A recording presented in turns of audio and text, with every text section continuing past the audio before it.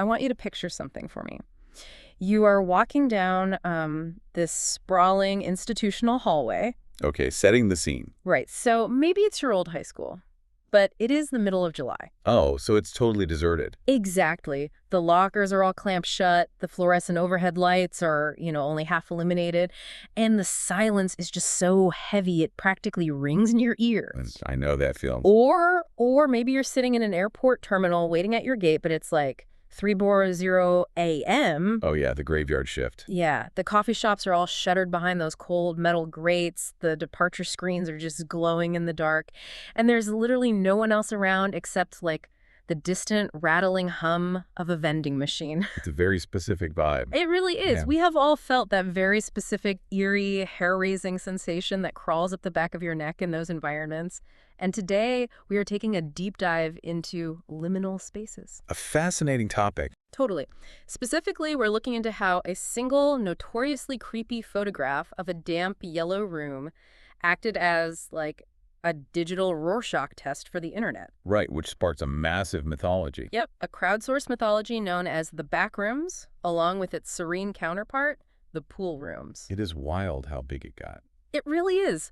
We are pulling from this huge array of sources today: architectural psychology research, internet folklore archives, and cultural analyses. Our mission is to really unpack why empty transitional places fundamentally break our brains.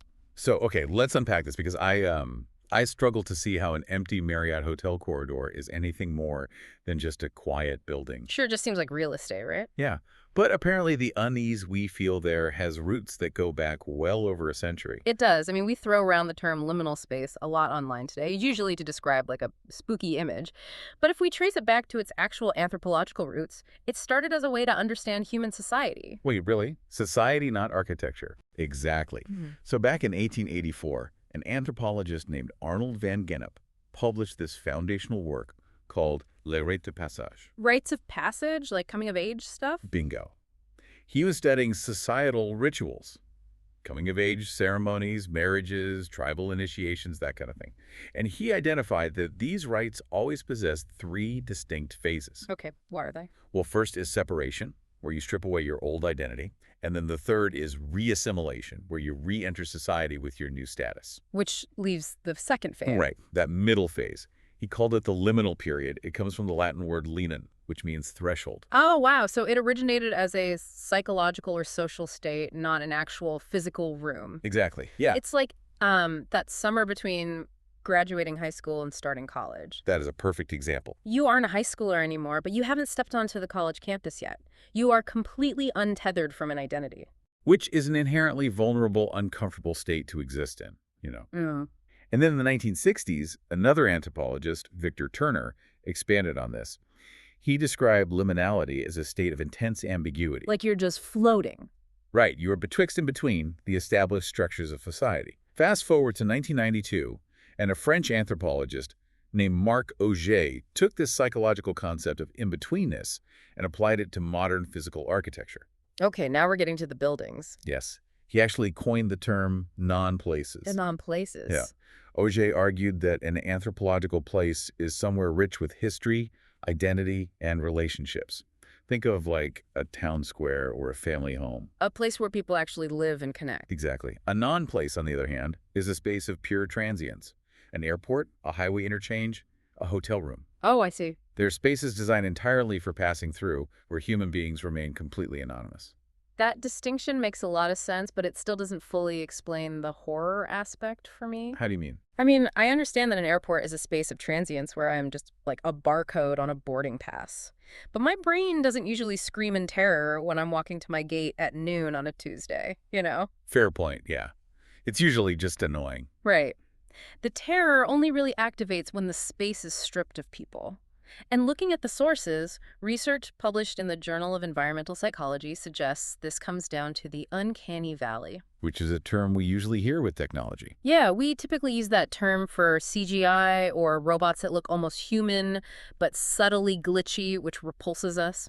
But the researchers found that these non-places trigger an uncanny valley of architecture. That is such a fascinating way to frame it. Because, well, our brains are basically prediction machines, right? Yeah. Constantly running pattern recognition software. Always expecting something. Exactly. When you walk into a mall or a classroom, your brain expects a highly specific context. Noise, movement, commerce, learning. People doing things. Right. So when you encounter that exact same space, completely devoid of life, it visually deviates from reality just enough to trigger an evolutionary alarm bell. Like something is deeply wrong. Yes. The cultural theorist Mark Fisher actually called this a failure of presence. The space occupies this bizarre purgatory between use and disuse. Ah, failure of presence. Yeah, you aren't just looking at an empty room. You are looking at the absence of the people who are supposed to be there. It's like looking at a theater stage after the play is over and the audience has gone home. Oh, that's a great analogy. The house lights are blazing, the props are all sitting exactly where they were left, but the actors are missing. Your brain is scanning the environment, recognizing that this complex system was abruptly abandoned. And it assumes the worst. Right. It leaps to the conclusion that whatever made everyone leave might still be lurking around the corner. But here's my question for you. Looking at the timeline in our sources, that feeling of sudden collective abandonment hit a global peak at a very specific moment in modern history. Why did the massive boom in the liminal space aesthetic skyrocket specifically right around March 2020? Well, that timing is a critical key to this whole phenomenon. Yeah. Think about what happened in March 2020. The onset of the global COVID-19 pandemic lockdowns. Exactly. Practically overnight, the entire physical world became a liminal space. Wow, yeah. Malls were shuttered, highways were completely deserted. We developed this profound, aching nostalgia for the before times, and that sudden, forced isolation made us hyper-aware of transitional spaces. Because we were stuck in one. Right. We were all collectively trapped in a psychological liminal space, a global waiting room, hovering in extreme ambiguity, just waiting for the pandemic to end so we could reassimilate into normal life. So that collective psychological pressure cooker essentially created a desperate need for a new vocabulary to describe this creeping dread. People needed a canvas to project their isolation onto, for sure. And they found that canvas on a very niche, obscure paranormal message board. Let's wind the clock back slightly to May 12, 2019. Okay. An anonymous user on the website 4chan started a thread asking users to post, quote, disquieting images that just feel off. Such a vague prompt, but it worked. It really did. Another user replied with an image that would go on to permanently alter internet history. It was a seemingly mundane photograph, but it was basically a masterclass in Mark Fisher's failure of presence. I'm looking at the photo right now. It is a large, aggressively empty room. Very aggressive. The walls are plastered in this hideous, repetitive, yellow patterned wallpaper. The carpet looks stained and visibly damp. And the lighting doesn't help. Not at all. The lighting is provided by rows of harsh, office-style fluorescent tubes. The photo is taken from a slightly low angle with a severe, uneven tilt. It makes the geometry of the room feel physically oppressive. Definitely. And crucially, the user who posted it included a short caption laying down the foundational mythology for a place they dubbed the Backrooms. Do you want to hear what they wrote? Yeah, read the quote. It's iconic. Okay. They wrote, if you're not careful and you no-clip out of reality in the wrong areas, you'll end up in the Backrooms where it's nothing but the stink of old moist carpet, the madness of mono yellow, the endless background noise of fluorescent lights at maximum humbuzz, and approximately 600 million square miles of randomly segmented empty rooms to be trapped in. God save you if you hear something wandering around nearby, because it sure as hell has heard you. I mean, the vocabulary used in that short paragraph is incredibly potent. No clipping out of reality. Yes. Borrowing the term no clipping from video game culture. Yeah. That's the glitch where a player walks through a solid wall and falls out of the game's boundaries. It was a stroke of genius. It really reframes the whole world. It suggests that our physical reality is just a simulation. And if you lean against the wrong wall, you can literally fall through the floor of the universe into an endless, depressing office purgatory. And the sheer scale of it, right? 600 million square miles. That is roughly 3 times the surface area of the actual Earth. It turns a claustrophobic room into an inescapable universe. I am stuck on the visual dominance of that sickly yellow color, though. It's not just a background detail, it actively contributes to the nausea of the image. Paste magazine actually did a deep dive analysis on the aesthetic of the Backrooms. They pointed out that in the horror genre, The color yellow operates as a subconscious symbol of caution, decay, and existential distress. Like a hazard sign. Exactly. They likened it to a fungal, jaundiced environment where a human mind would just slowly rot away from sensory deprivation. Yikes. Yet, for all its terrifying cultural weight, the actual origin of this photograph was a total ghost story for 5 whole years. Nobody on the internet knew where it was taken or who took it. Right. Until May of 2024. What happened then? A dedicated Discord community of digital archivists and internet sleuths finally managed to track the image down. That is wild. They utilized the Wayback Machine to comb through long-dead corners of the early internet. Eventually, they traced the original unedited image to a defunct blog post from March 2003. Which completely shatters the terrifying lore, because the reality of this multidimensional prison is almost laughably mundane. They're so mundane. The original image file was simply titled DSC000161.jpg, and it was snapped on a digital camera on June 12, 2002. Where was it? The location was a Hobbytown store in Oshkosh, Wisconsin. A hobby shop. A hobby shop. The building was undergoing routine renovations because the second floor had suffered a roof leak, which caused extensive water damage. The staff had to clear the inventory out, tear down fake partition walls, and rip up the flooring. And that temporary torn-apart state was exactly what the photo captured. Yep. And the ultimate irony, that specific layout doesn't even exist anymore. The second floor was eventually converted into an indoor racing track for radio-controlled cars. What's fascinating here is the sheer power of collective imagination. The internet took a completely ordinary, water-damaged hobby shop in Wisconsin, stripped it of its original context, and essentially hallucinated a shared nightmare. It's amazing. And it didn't stop with a single image. The Backrooms rapidly evolved into an unprecedented exercise in collaborative digital folklore. Here's where it gets really interesting, because it essentially became a decentralized, open-source horror franchise. Oh, absolutely. Communities exploded across Reddit and dedicated wiki sites. The users took that original concept and treated it as level 0. And then thousands of strangers began writing and adding new levels to the universe. Like Level 1, which became a sprawling, infinite, concrete parking garage enveloped in darkness. Right. And Level 2 was designed as a series of claustrophobic, scalding hot maintenance tunnels. They crowdsourced survival guides, mapped out safe zones, and designed a whole bestiary of hostile entities that stalked the various floors. It shares a lot of DNA with the SCP Foundation. That's another massive online collaborative fiction project where users write clinical containment reports for supernatural anomalies. I love the SCP stuff. Me too. And major news outlets like ABC News and the French newspaper Le Monde actually picked up on this parallel.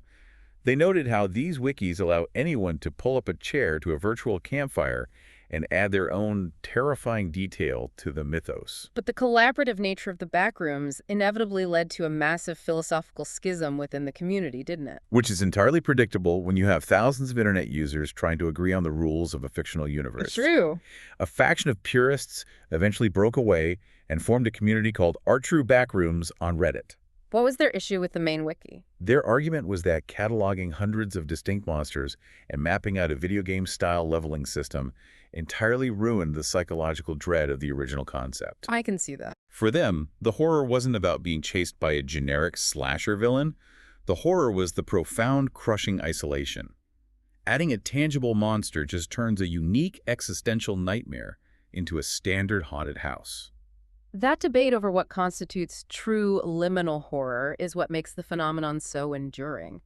But regardless of the internal wiki politics, the aesthetic was undeniably contagious. Oh, it was everywhere. And it was only a matter of time before it leaped from text-based message boards into visual media. In January 2022, a 16-year-old YouTuber named Kane Parsons, operating under the channel Kane Pixels, uploaded a short film titled The Backrooms, found footage. It was a game changer. I really want you to conceptualize how impressive this is. This teenager, working in his bedroom, used 3D rendering software like Blender and Adobe After Effects to completely construct a photorealistic version of the Backrooms. At 16. Right. He framed it as a recovered VHS tape from the 1990s, shot from the frantic, head-bobbing perspective of a young filmmaker who accidentally no-clipped through the ground and fell into the yellow labyrinth. The technical execution was brilliant because he weaponized the limitations of his medium. How so? Well, by applying heavy VHS static, color bleeding, and audio distortion to his 3D models, He hid the imperfections of the computer-generated graphics. Oh, smart. Yeah, it completely bypassed the audience's skepticism. The degradation makes it feel like authentic archival footage of a place that defies physics. And Persons didn't just stop at one video. He built this intricate web series exploring a fictional 1980s scientific organization called Async that intentionally opened a portal to the backrooms for research and commercial storage. Which was incredibly successful. By July 2026, his original found footage short had racked up over 88 million views. 88 million, that is insane. It dragged the entire liminal space aesthetic kicking and screaming into the mainstream zeitgeist. And in the entertainment industry, 88 million views is a massive beacon. Hollywood immediately took notice. Parsons, the kid who made a YouTube video in his bedroom, ended up directing an official feature film adaptation of his series. And not just any studio, produced by A24. Right, the studio responsible for prestige horror hits like Hereditary and The Witch. That movie just hit theaters in May 2026. It fundamentally proved the commercial viability of internet-born folklore. The aesthetic has completely permeated mainstream media now. Definitely. The hit anthology series American Horror Stories dedicated an entire episode to the Backrooms concept, dropping actor Michael Imperioli into the mono-yellow labyrinth. And we can't talk about liminal horror without mentioning Severance on Apple TV+. Oh, absolutely. The show's creator, Dan Erickson, explicitly cited the Backrooms as a major visual inspiration for the terrifying, endless, sterile white hallways of the Lumen Industries office building. Severance perfectly captures why infinite loops are so psychologically damaging. When a hallway never ends, your sense of progression, time, and purpose is entirely obliterated. But as this aesthetic evolved, the internet realized something fascinating. Being disconnected from time and purpose doesn't exclusively have to be a nightmare. No, it doesn't. It can actually be deeply euphoric. Which introduces the duality of liminal spaces. If the backrooms represent the terrifying side of isolation, the cool rooms represent a strange, meditative tranquility. The pool rooms. Also known as poolcore. This offshoot of the liminal space genre envisions a sprawling, subterranean labyrinth of pristine, white-tiled indoor swimming pools. The architecture is completely nonsensical, right? Totally. Staircases that descend directly into deep water, massive vaulted ceilings, dimly lit tunnels flowing with this glowing blue-green water. Unlike the backrooms, which emerged from a chaotic anonymous 4chan thread, the pool rooms have a definitive creator. Yes. In 2020, an artist and Northeastern University graduate named Jared Pike wanted to practice his 3D modeling skills during the pandemic lockdowns. Another pandemic creation. Exactly. He started rendering these environments, which he called dream pools, and posting them on Instagram. And the internet loved them. The algorithm caught them, they went wildly viral, and the liminal space community immediately co-opted them into the broader lore. They often classified them as a rare, serene level within the Backrooms universe. But the reaction to Pike's work is intensely polarized, which I think highlights the brilliance of the concept. Some viewers experience severe liminal horror when looking at the pool rooms. They see the endless echoing tile chambers and feel a crushing sense of claustrophobia and agoraphobia simultaneously. Right, but a massive portion of the audience feels the exact opposite. They find the imagery deeply comforting. It triggers this phantom nostalgia for childhood visits to indoor hotel pools, but stripped of all the screaming kids and overwhelming sensory input. It's a quiet, aquatic sanctuary. And Jared Pike intentionally cultivated that ambiguity. The pool rooms almost never feature any entities or monsters. Pike himself stated he strongly dislikes the idea of adding creatures to his art. Why is that? He argues that the moment you actually see a monster lurking in the water, the mystery vanishes, and it just becomes a generic horror trope, which actually makes me rethink the entire mechanics of fear. Go on. Well, isn't a space with absolutely no physical threats inherently scarier than one with a monster? That's a great point. If a monster jumps out at you, your brain clicks into a primal biological routine. Fight, flight, survive. The parameters are clear. But when there is no monster, there is no objective. Your own mind is forced to fill the empty void, usually with your deepest insecurities. If we connect this to the bigger picture, you are articulating the purest definition of liminal horror. I guess I am. It isn't about the adrenaline rush of being hunted. It is the creeping existential dread of being completely alone, stripped of societal context, and entirely disconnected from the passage of time. The gaming industry has realized exactly how powerful that lack of mechanics can be. In 2024, a walking simulator game was released simply titled Pools. And it aggressively defies modern gaming conventions.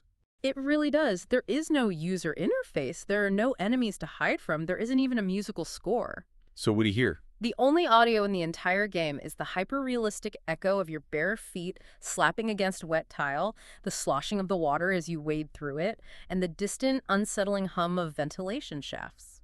That sounds incredibly immersive. It strips away all objectives and leaves the player drowning in pure atmosphere. It forces the player to confront the architecture itself.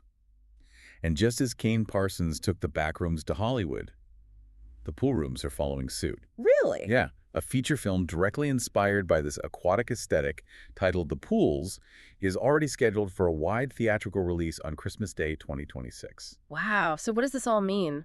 We started today in the 1880s analyzing anthropological theories about how human beings navigate the vulnerable thresholds of societal rituals. A long way from internet memes. Right. We watched as that psychological concept of in-betweenness was mapped onto physical spaces, explaining why an empty airport at 3 a.m. makes our skin crawl. Then we traced how a water-damaged hobby shop in Wisconsin accidentally became the blueprint for an infinite digital purgatory.